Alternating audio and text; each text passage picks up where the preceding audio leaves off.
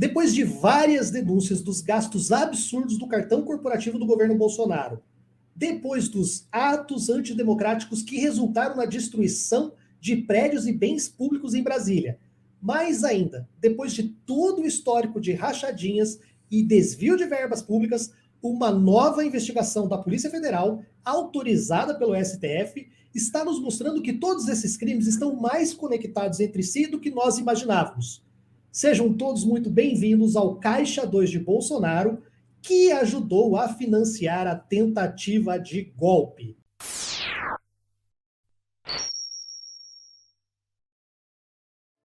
No dia 20 de janeiro, eu me deparei com essa notícia da Metrópole, do jornal Metrópole, que trouxe um levantamento a partir de uma investigação do STF, autorizado pelo STF, que seria, assim, é difícil a gente falar alguma coisa bombástica dentro da corrupção do Bolsonaro e das coisas que já aconteceram nesse nosso desgoverno, nesses 4 anos, mas eles conseguiram vincular todas essas questões, e aqui nós temos um resumo de toda essa matéria. A matéria é bastante extensa, eu recomendo que vocês procurem a Metrópolis para ler, mas a gente vai trazer aqui um resumo dela e trazer alguns apontamentos das partes mais importantes. As transações financeiras do militar do Exército que atuava como ajudante de ordens do ex-presidente foram mapeadas pela Polícia Federal por ordem do STF. Esse militar pagava as contas do clã presidencial em dinheiro vivo, ao mesmo tempo em que operava uma espécie de caixa paralelo do Planalto, que incluía recursos sacados de cartões corporativos. Os pagamentos eram feitos em agência do Banco do Brasil, localizada dentro do palácio. Entre as contas pagas estava a fatura de um cartão de crédito usado pela ex-primeira-dama Michele Bolsonaro, mas emitido em nome de uma amiga dela.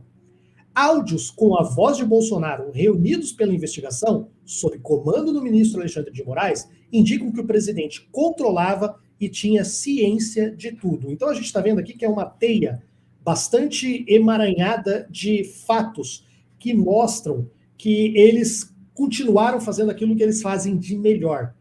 Desvio e rachadinha, mas dessa vez, em vez de você tirar dos seus funcionários fantasmas, ele tirou do cartão corporativo. E é por isso que o cartão corporativo está chegando nesses, sei lá, 70 milhões de reais já. As descobertas conectam o antigo gabinete de Bolsonaro diretamente à mobilização de atos antidemocráticos e lançam graves suspeitas sobre a existência de uma espécie de caixa 2 dentro do Palácio do Planalto, com dinheiro vivo proveniente, inclusive, de saques feitos a partir de cartões corporativos da presidência e de quartéis das Forças Armadas. O personagem em questão é o tenente-coronel do Exército Mauro César Barbosa Cid, o coronel Cid, ajudante de ordens do Jair Bolsonaro até os derradeiros dias do governo, que acabou dia 31 de dezembro. As primeiras análises do material já apontavam que Cid centralizava recursos que eram sacados em cartões corporativos do governo, ao mesmo tempo que tinha a incumbência de cuidar do pagamento, também em dinheiro vivo, de diversas despesas do clã, incluindo contas de familiares da então primeira-dama Michele Bolsonaro. Lembrando que essa prática, né, de dinheiro vivo deles é bastante usual, né? Até os imóveis de altíssimo valor foram comprados com dinheiro vivo. Durante a investigação, os policiais se depararam com um modus operandi que lembrava muito aquele adotado pelo clã bem antes da chegada de Bolsonaro ao Palácio do Planalto, e que, anos depois, seria esquadrinhado pelo Ministério Público do Rio de Janeiro nas apurações das rachadinhas do hoje senador Flávio Bolsonaro, filho 01 do ex-presidente. Dinheiro manejado à margem do sistema bancário, saques em espécie, pagamentos em espécie, uso de funcionários de confiança nas operações. As semelhanças levaram um apelido inevitável para as transações do tenente-coronel do Exército: rachadinha palaciana.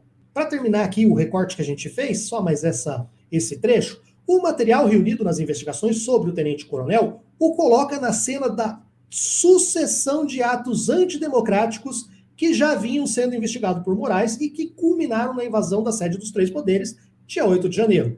Pela proximidade com o Bolsonaro e pela função que o militar exercia, o ex-presidente é peça indissociável nos movimentos que ele fazia. Em mensagens de texto e áudio, o tenente-coronel funcionava como um elo entre Bolsonaro e vários radicais que há tempos vinham instigando a militância bolsonarista a atentar contra as instituições. Há fartas evidências nesse sentido.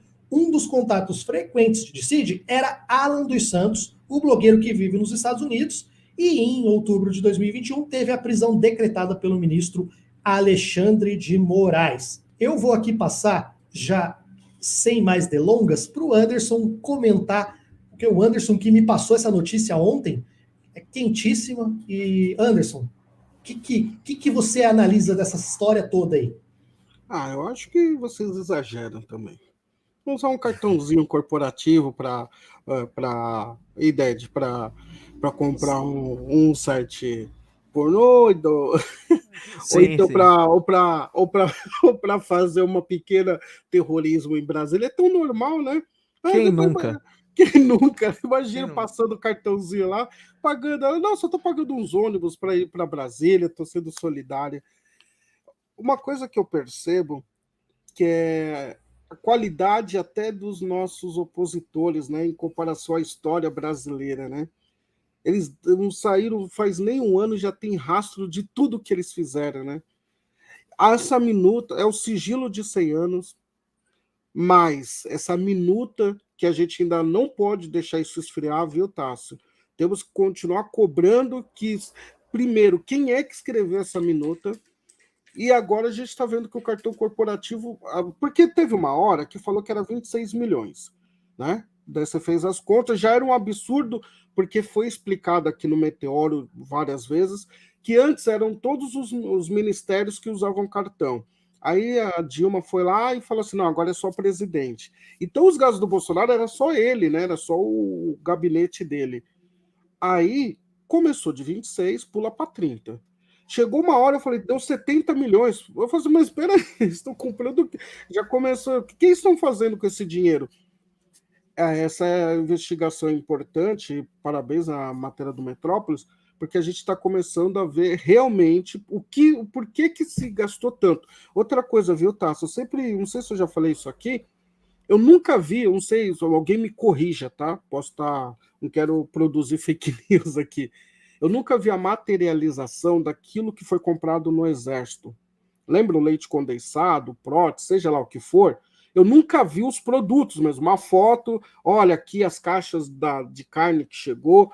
Sempre se só falou dos valores. Nunca vi uma matéria falando assim, olha, aquelas caixas ali são leite condensado ao lado das bolas de canhões. Né? Tipo, seria até icônico, né? Tipo, ao lado do...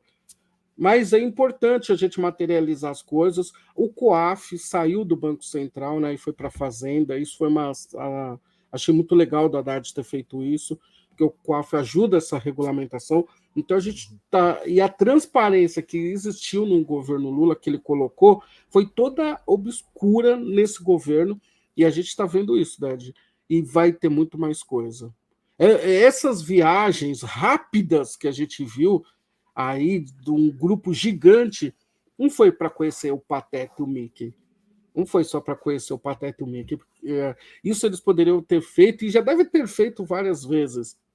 Isso vai ter motivação nessas descobertas que todo dia aparecem, e não está precisando nem cavucar muito, né, como diz os mais antigos, coisa rasa, parece que a coisa está tudo no raso, e é muito triste isso, né, porque o que mais me dói, Ded, é que todos esses números que nós estamos falando, ele me lembra um dos momentos muito tristes, que é no meio da pandemia as pessoas comendo osso.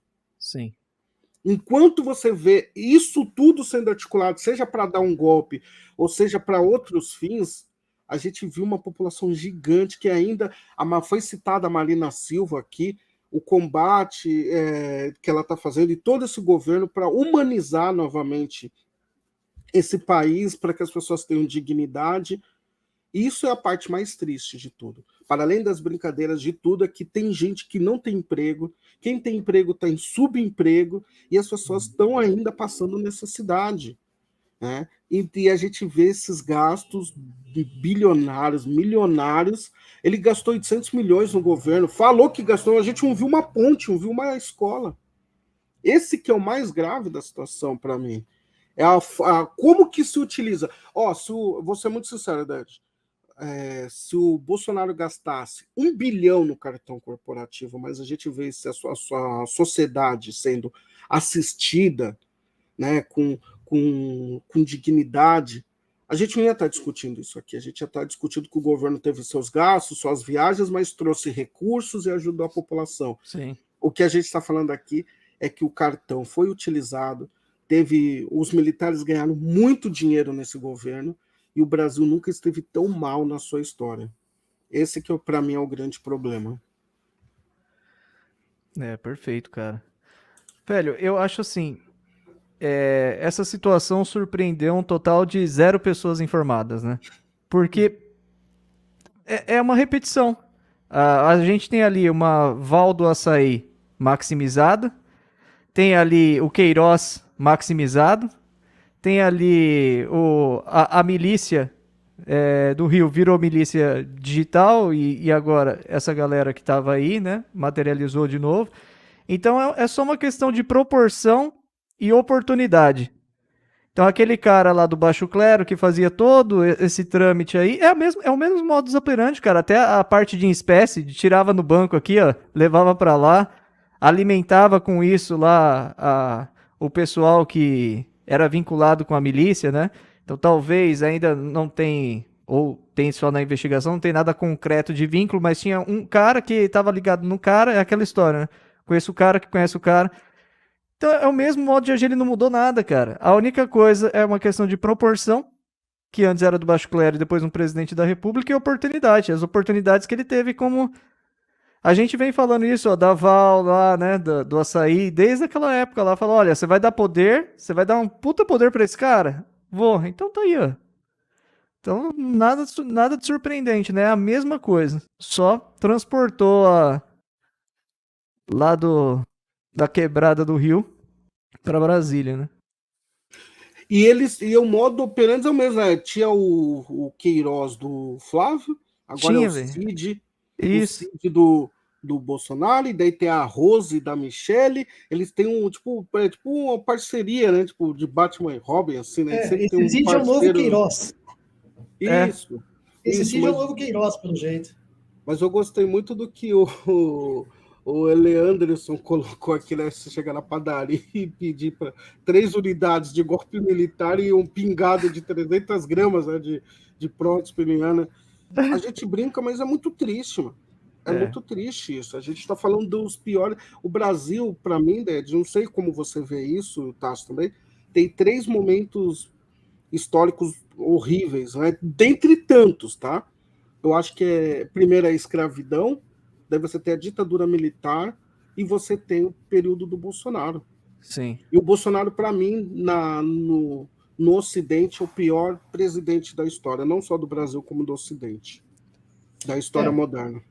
A gente está chegando agora em uma afunilação de investigações que podem também contribuir com elementos para que um dos grandes sonhos seja colocar o Bolsonaro atrás das grades, né? Então, há alguns dias atrás, a gente veio aqui no Meteoro e trouxe a informação de que os ministros do STF ainda acreditam que não é hora, que tem que, né, cozinhar mais e tal. E eu acho que esse processo já começou.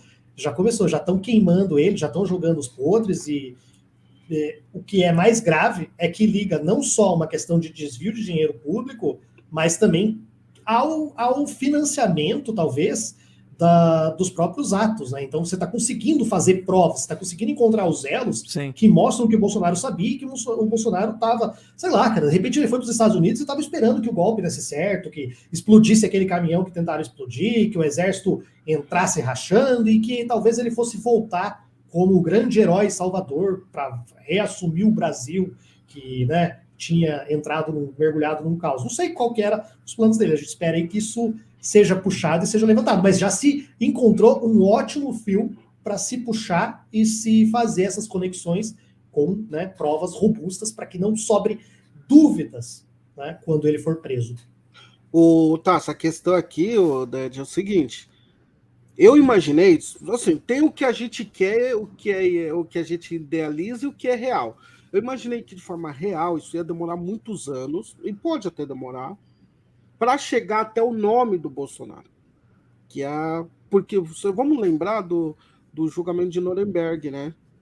Demorou anos. Esses julgamentos presidenciais são demorados, pegam muito.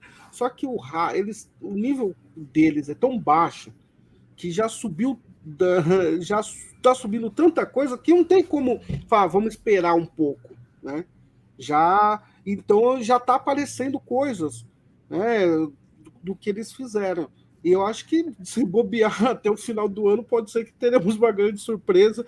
O Meteoro entre ao vivo, já vou falar que pólvora para ano, estarei lá na porta, seja de Bangu 1 ou Aia, ao vivo o Meteoro mostrando a entrada do ex-presidente nesses locais que estamos esperando que ele vá.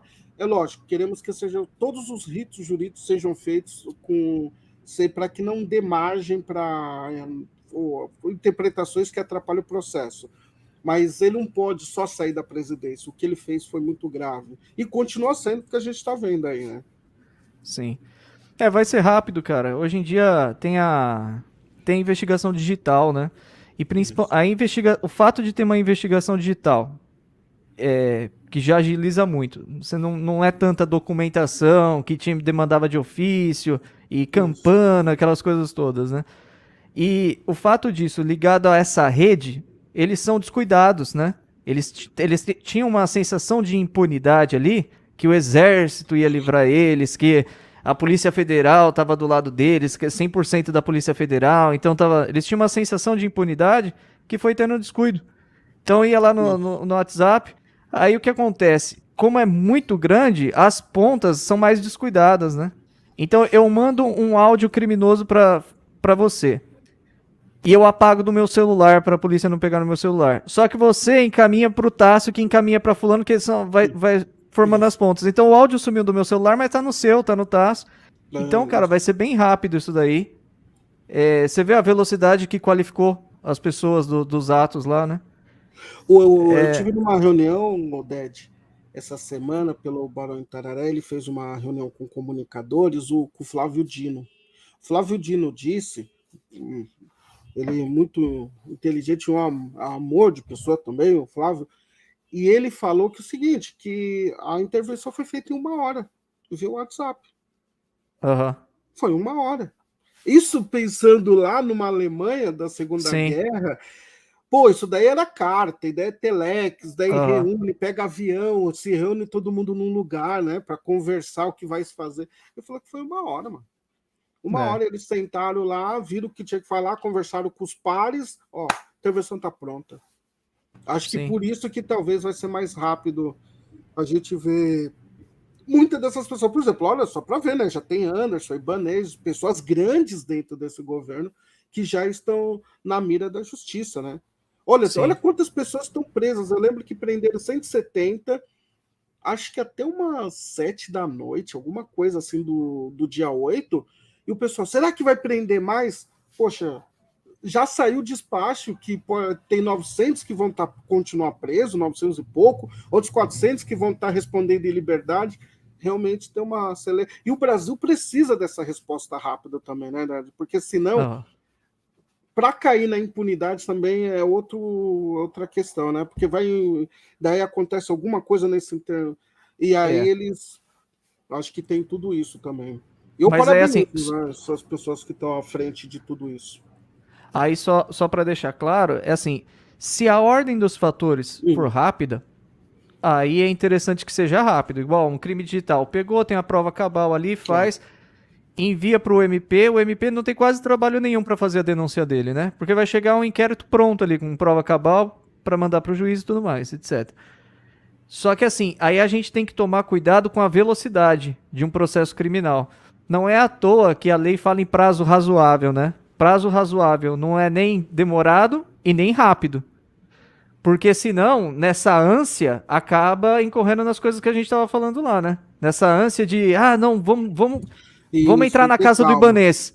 E aí, vamos entrar no escritório dele, vamos dar uma resposta rápida. E aí, vai tendo as falhas lá da... É que a mídia social hoje exige tudo muito rápido. Não, eu acho que nesse ponto eu não tenho um problema nenhum. É igual o Renato Freitas veio aqui, eu tô igual o Renato. Com um balde de pipoca, muito tranquilo, sabendo que essa pipoca tem que durar bastante tempo, porque isso vai ter um tempo ainda para a gente esperar. Mas eu parabenizo mesmo, porque eles estão agindo... E eles não têm férias, né? Olha a gente não está tendo férias. Imagina esse pessoal do STF, o pessoal de todo o Ministério Público, eles não devem descansar, né? 24 horas ali não é fácil, viu?